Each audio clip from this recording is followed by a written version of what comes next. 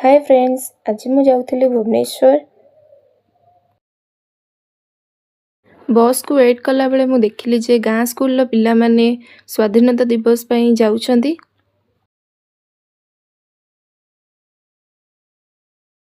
किछि समय पर बस आसिला तो मु भुवनेश्वर पई बाहरी गली। अधा रास्ता जाई ददेई देठेंक सह जाइथिली। तापरे मु एका निजे गली। तो मु फर्स्ट टाइम पई बस रे एमते एका जाउथली तो डर डर भी लागुथिला।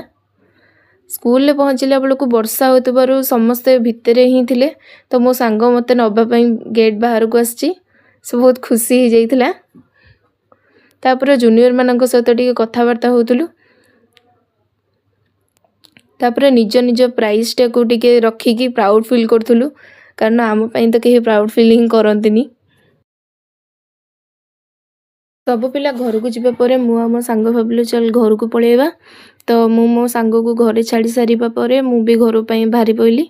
तो मु आगरु भुवनेश्वर रे रहउतली, हेले एबे तो आ रहुनी। तो मु मो मामू घर को जिबा पई भारिली। मामू घरे पहुँचला पर देखली जे मो कुन्नी भाईटा सोइछि। तो ताको हैरान करिके टिके उठेई देली।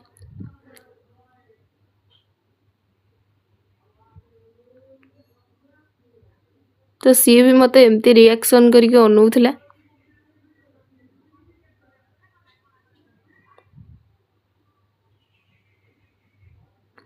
तापर ता सहित टिके खेलिली।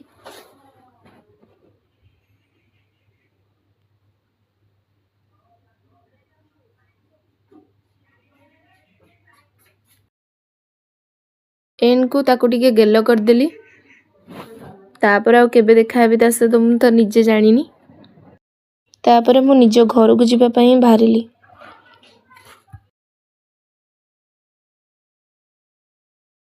आज पई एतिकी। Bye bye friends.